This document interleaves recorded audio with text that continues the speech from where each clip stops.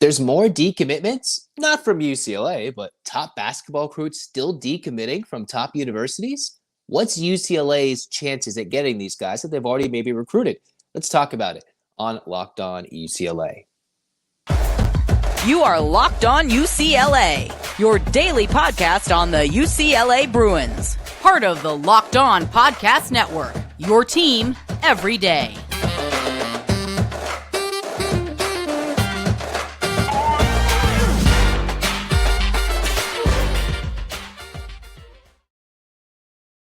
Welcome back, everybody. I'm Zach Anderson-Yoxsimer. Thanks for tuning in to this episode of the Locked On UCLA podcast. It's already May. How crazy is that? As we're in the offseason of basketball, offseason of football, and the spring sports in the midst of their season, heading into the postseason for some and nearing the end of the regular seasons for others. Thanks for tuning in and making Locked On UCLA your first listen each and every day. It's free wherever you get your podcast, and this episode is brought to you by FanDuel. Make every moment more. Don't miss a chance to get your no-sweat first bet up to $1,000 back in bonus bets by going to FanDuel.com/LockedOn. The big news over the weekend was Ron Holland decommitting from Texas. Again, that name rings familiar because Ron Holland had UCLA in his final three between Arkansas, Texas. He is a Duncanville, Texas native, and eventually chose Texas over UCLA, but he decommitted. And there was a long string of John Rothstein tweets, or a tweet that said there's a bunch of different teams reaching out at him now that he's decommitted from Arkansas, again, Kansas, St. John's, Georgetown, Kentucky, and Kansas State were some of the most recent things. But he's a 6'8", top-rated recruit, and he is now the highest-rated recruit available in the class of 23. UCLA was in that top three, but one wonders with Brandon Williams, with Devin Williams, already a couple of power forwards. You get the 6'7", Lazar Stefanovic. What's UCLA's need to go get that 6'8", 6'9" guy? Because remember, in one of my last episodes, I talked about Mackenzie Mbako, who just decommitted as well. So you've got the number 6 and 7, depending on what rankings or what composite rankings you want to use, guys in the recruiting cycle in this class still available.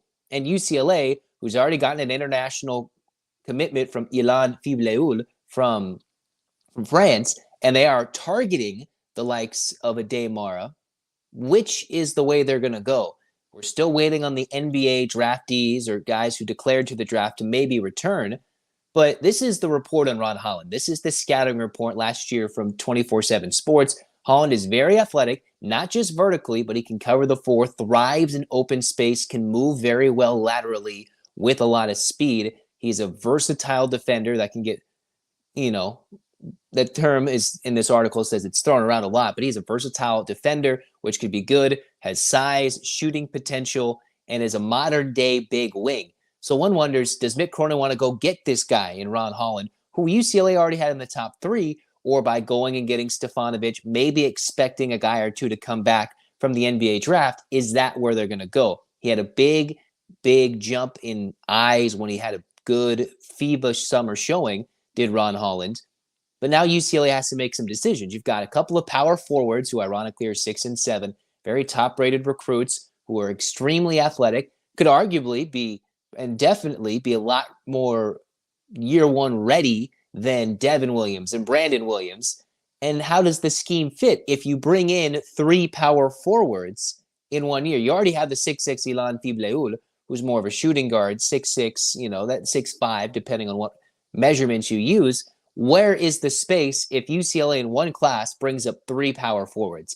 I'm not entirely sure that they're going to go get a Holland or Mbako, and we're still waiting. It's been very quiet the last few weeks on a Demara. One wonders, are they waiting to get things settled and bring him in later during the summer? Are they waiting for some big announcement? That's been quiet from what I've seen on all fronts. Or do they completely pivot from Mara and go for some, uber talented athletic, dare I say, freak in the best word, in a Holland or a Mbako, and get that guy that can play right here and right now? Because you've got 2 top recruits, and while there were some transfers I threw out last week, they're already looking elsewhere and across the country. These are guys that are extremely talented, and the Bruins have the scholarships to use. They've got open spots. Why not take a look? Although it doesn't seem like they're giving Holland a look right now. I think they're settled with who they've brought in and who they're expecting in with Mara, and maybe keeping hope that Adem Bona could come back. And if Jalen Clark decides to come back and rehab his injury just like Bona, those are 2 guys that we'll see sometimes on the UCLA roster next year. But it's just kind of interesting seeing how this class of 23, how guys are announcing they're coming back to school, transfer portal comes in, and a transfer comes in, and all of a sudden, these guys are like, hey, that spot was open for me. I wanted to play in year one. And UCLA has those spots, and while they're extremely, I wouldn't say loaded, talented, but they have a lot of guys who are either center, power forward. They've got a lot of players, and one who could potentially come back that is better than these guys as a power forward or shifting to a center. They've got the spots, and while they don't need to promise playing time, they could easily say, hey, we've got some spots, and if you're willing to take it, we'll go extremely young next year and inexperienced, from the true freshmen, from the sophomores to the transfers coming over. The Bruins could look they could be very youthful next year, which is already something we've explained during Locked On UCLA. Or they can be like, nope, you didn't choose us. We've overloaded on the same size and athleticism. We don't really want to keep adding the same type of guy. What's that going to lead us into building our roster for next year? Because they want a center, whether Bona comes back or not. They need that center. Mara is that guy, and we're just waiting for it to happen, it seems like, unless life happens and things change. Although, Holland and Mbako, one of those two wouldn't hurt to add to the roster. I'm just not sure how likely it is, but it's a thought that needs to be thrown out there as to, hey, they're out there, go get them, unless they've got something better in the works, because they've got spots to fill, and are they really going to wait for all the NBA guys to decide if they're staying to go pro or if Tiger's coming back, or all, the whole thing we've been discussing since the end of March, where what's UCLA going to look like next year? Those are all things that the Mick Cronin and company have to decide. We'll see how it goes. Speaking of decisions, over the weekend, teams decided to take former UCLA football players in the draft or undrafted free agents. We're going to talk about that after I tell you about FanDuel, because this is the perfect time to get in on a FanDuel, because new customers get a no-sweat first bet, up to $1,000 back in bonus bets if your first bet doesn't win.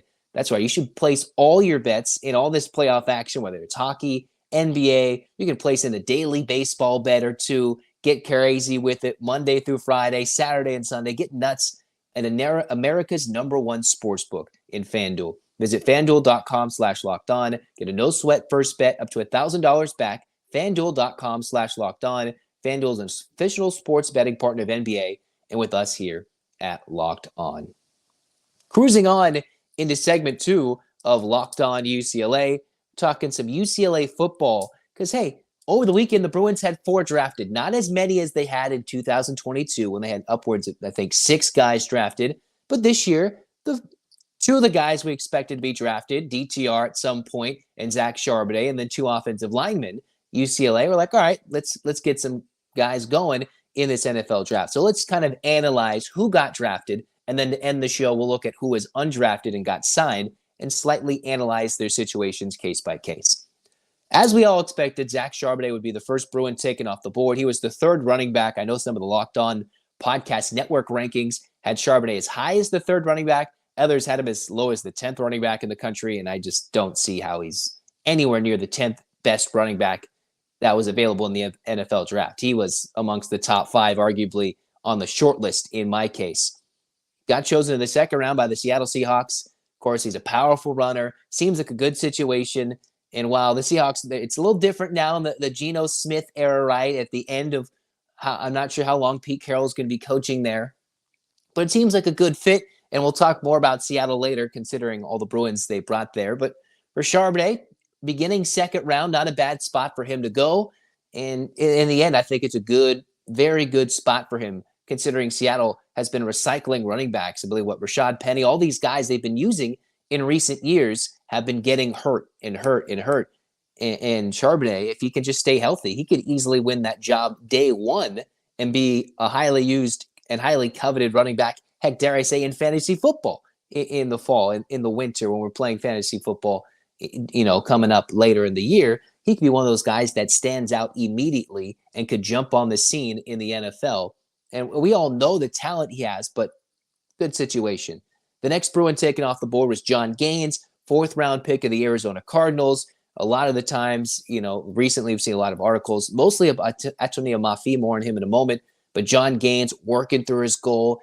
There's a lot of talk, I believe, about his weight and how John Gaines had been battling and ended up, finally becoming an NFL product as he comes through and goes to the Cardinals.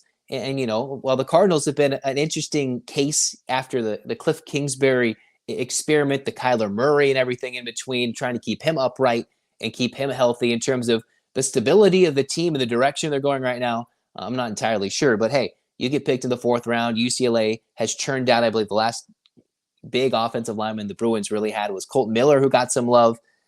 So in the end, UCLA, two offensive linemen who gets drafted. The big story everybody was looking for, you see Charbonnet, and then after Charbonnet gets drafted, you're seeing those middle rounds. It's the 4th round. UCLA crossed the ticker, but it's John Gaines. And then you see the next Bruin picked in the 5th round is Dorian Thompson-Robinson by the Cleveland Browns, which is an interesting case, right? Of course, you can have a whole episode on what the Browns are doing and on the Deshaun Watson whole saga. That's a whole nother topic in and of itself, whether it's talent, off the field stuff. That is a whole nother show. But DTR is in an interesting situation if the Browns' big money gamble on Watson does not actually pan out.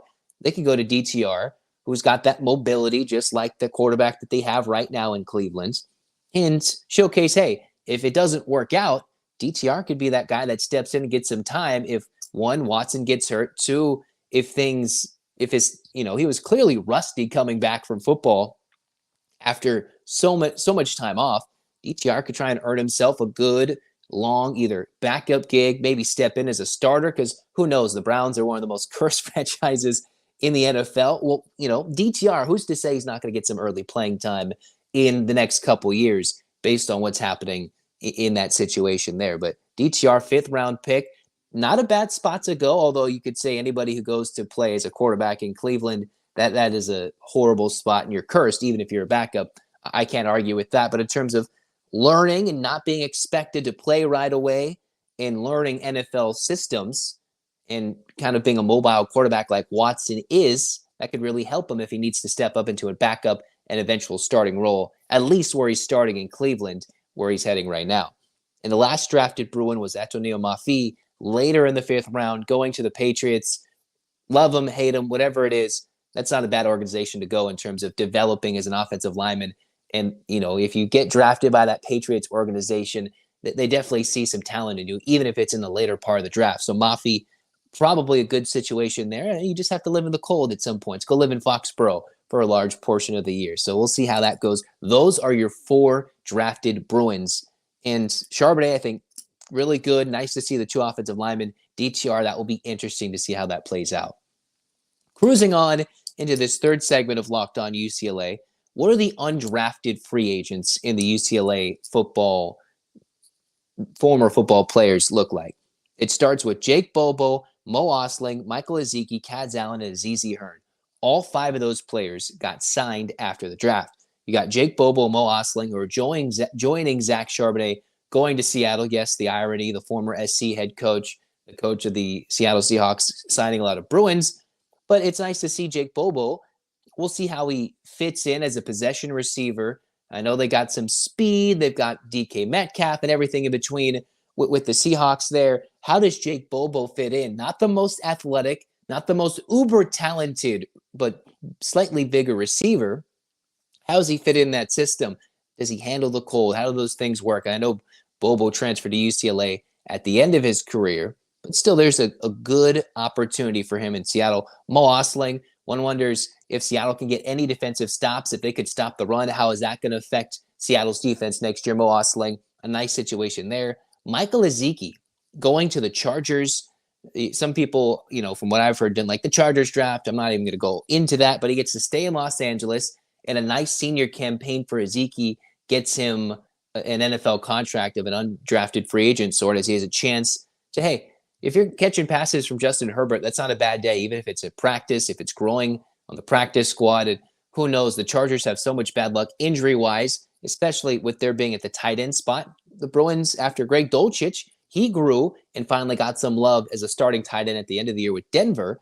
What can Ezekiel's role be? I'm not sure if it'll be more of a blocking tight end, if it's an extra pass or two, but he gets to go to Los Angeles. Azizi Hearn with the Raiders. I have to admit, I'm a Raiders fan, and the defense always sucks. Who knows?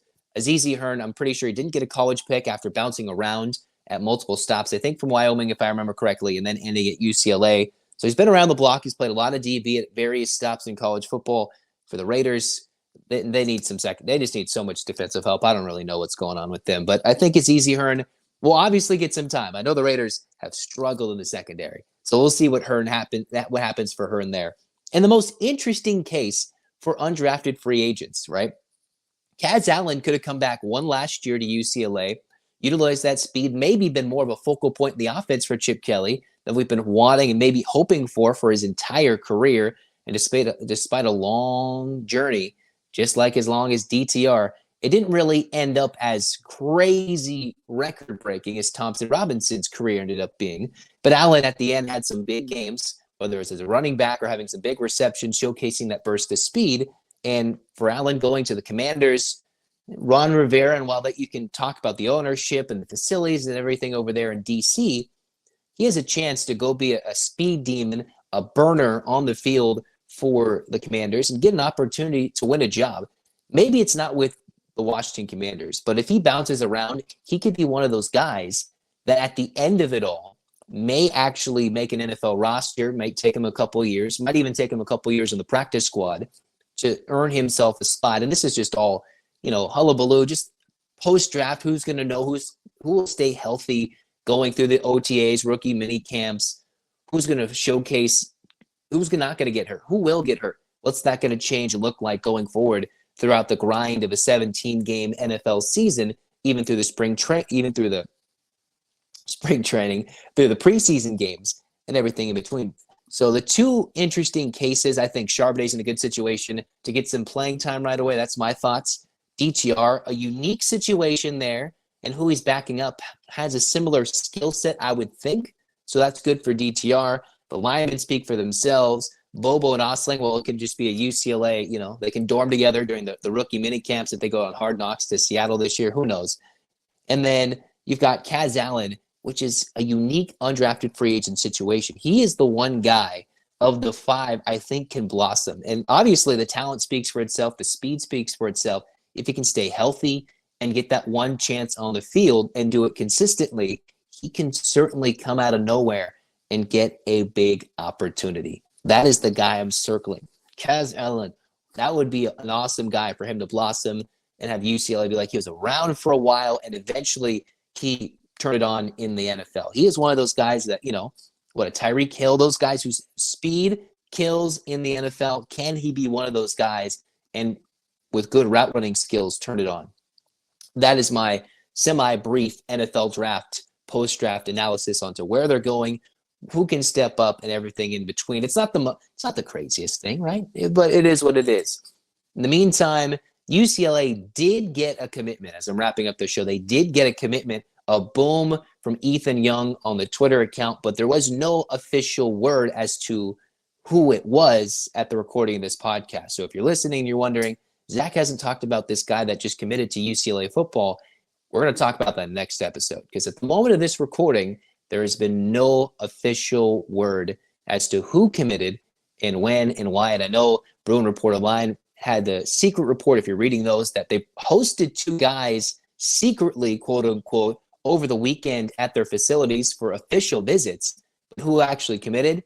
I know they just had Schroller commit in the class of 24 for an offensive lineman. Is this an exciting boom? Is this whatever? If it's that big, I may do a breaking news episode. If not, then I will wait till Tuesday and talk with Max about Locked On UCLA and UCLA football's latest commit. If there's any more basketball news, if Ademar finally gets to come to UCLA, immediately we'll talk about that as well. Other than that, just stay tuned. UCLA football news is coming up. They've got a commitment. If you want to be an everyday listener, you should tune in and wait for that big announcement. And we're going to talk volleyball. They're in the Final Four already, waiting to see who they're going to play. Long Beach, or I forget who or Grand Canyon. They get that winner to try and win a national championship in volleyball. Softball's kicking butt. Baseball, they're up and down. We'll talk about that all coming up this week. On the next episode, we're going to always talk basketball, get that football commitment in, decipher who it is, how that fits, and why it's a good fit for UCLA, or if it's a bad fit. And then we'll talk some softball and some volleyball and some baseball in the next coming episodes to come. You should be an everyday listener of the Locked On UCLA podcast. Meantime, hands up, Bruins fans. 8 clap time, baby. And 1, 2, 3, 4, 5, 6, 7, 8. UCLA. UCLA. Fight, fight, fight. This has been Locked On UCLA. Go Bruins.